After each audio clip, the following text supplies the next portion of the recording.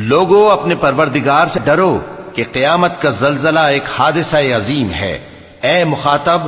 جس دن تو اس کو دیکھے گا اس دن یہ حال ہوگا کہ تمام دودھ پلانے والی عورتیں اپنے بچوں کو بھول جائیں گی اور تمام حمل والیوں کے حمل گر پڑیں گے، اور لوگ تجھ کو مدہوش نظر آئیں گے، حالانکہ وہ مدہوش نہیں ہوں گے بلکہ عذاب دیکھ کر مدہوش ہو رہے ہوں گے۔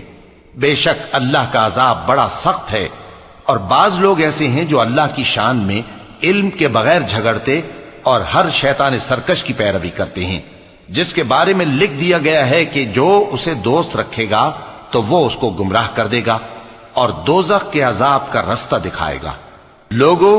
اگر تم کو مرنے کے بعد جی اٹھنے میں کچھ شک ہو تو ہم نے تم کو پہلی بار بھی تو پیدا کیا تھا، یعنی ابتدا میں مٹی سے، پھر اس سے نطفہ بنا کر، پھر اس سے خون کا لوتھڑا بنا کر، پھر اس سے بوٹی بنا کر جس کی بناوٹ کامل بھی ہوتی ہے اور ناقص بھی، تاکہ تم پر اپنی خالقیت ظاہر کر دیں۔ اور ہم جس کو چاہتے ہیں ایک میعاد مقرر تک پیٹ میں ٹھہرائے رکھتے ہیں، پھر تم کو بچہ بنا کر نکالتے ہیں، پھر تم جوانی کو پہنچتے ہو، اور بعض قبل از پیری مر جاتے ہیں،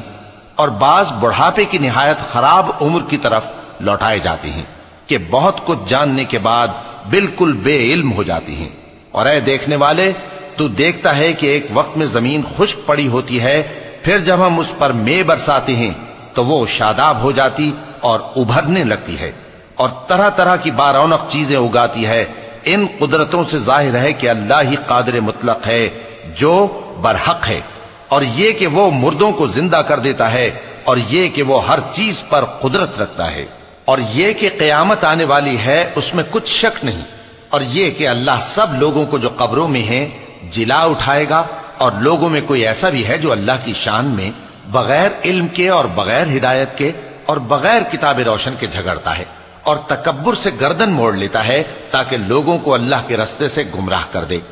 اس کے لیے دنیا میں ذلت ہے، اور قیامت کے دن ہم اسے عذاب آتش سوزاں کا مزہ چکھائیں گے۔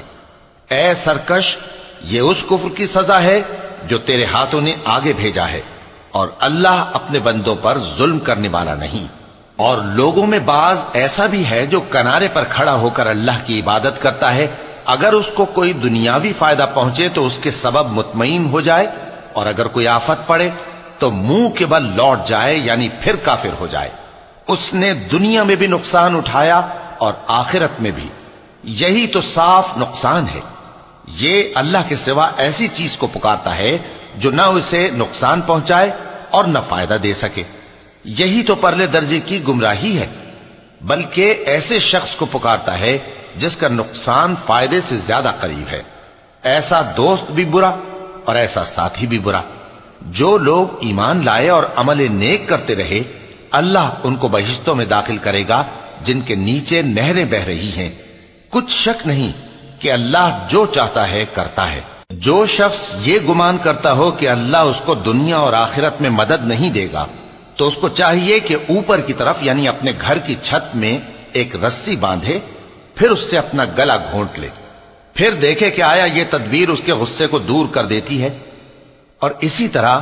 ہم نے اس قرآن کو اتارا جس کی تمام باتیں کھلی ہوئی ہیں، اور یہ یاد رکھو کہ اللہ جس کو چاہتا ہے ہدایت دیتا ہے۔ جو لوگ مومن یعنی مسلمان ہیں اور جو یہودی ہیں اور ستارہ پرست اور عیسائی اور مجوسی اور مشرک، اللہ ان سب میں قیامت کے دن فیصلہ کر دے گا۔